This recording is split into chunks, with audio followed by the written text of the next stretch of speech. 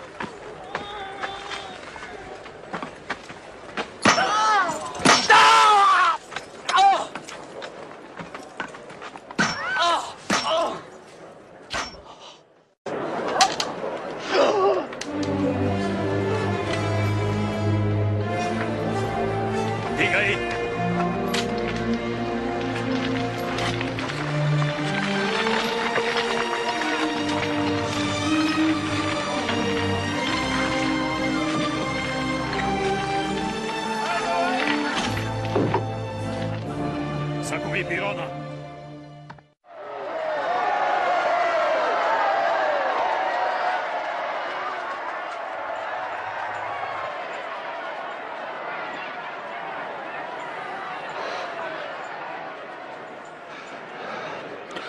Отче, прости им. Не знаят какво правят.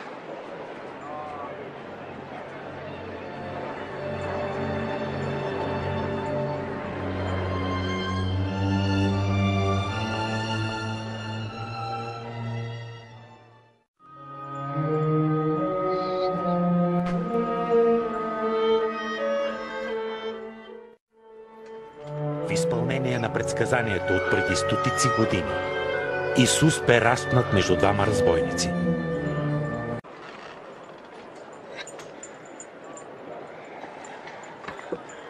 Над главата му сложиха надпис: "Този е юдейският цар".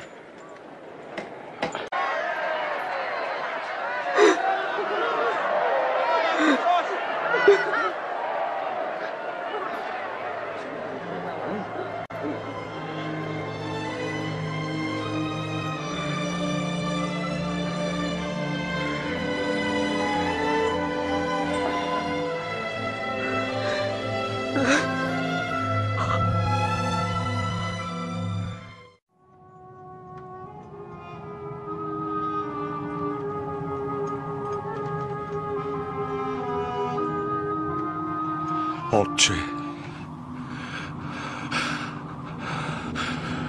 в Твоите ръце предавам духа си.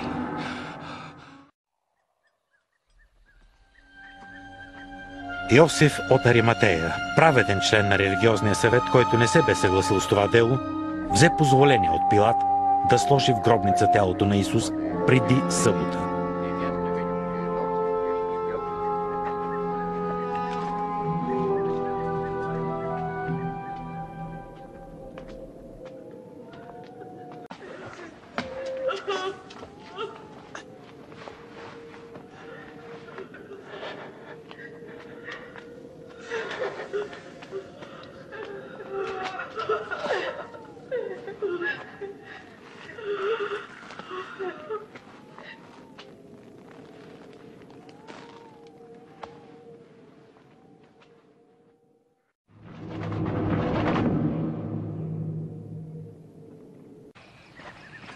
Сутринта, рано в неделя, те дойдоха на гроба, носещи приготвените аромати.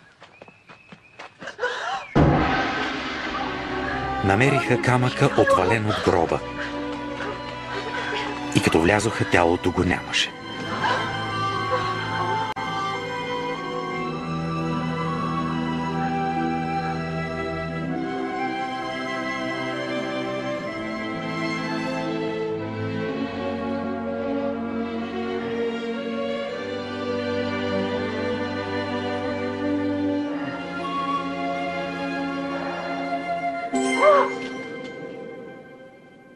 Защо търсите живия сред мъртвите? Няма го тук.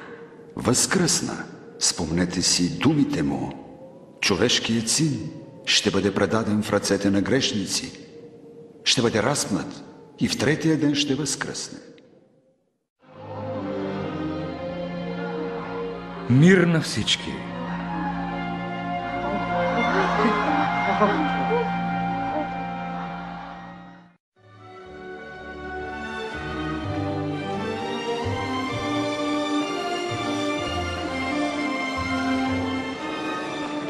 Бог да ви благослови. Даде ми се всяка власт на небето и земята. Идете, научете всички народи и кръщавайте ги в името на Отца, Сина и Светия Дух. Учете ги да пазят всичко, което съм заповядал. И ето, аз съм с вас през всичките дни до свършека на света. Амин.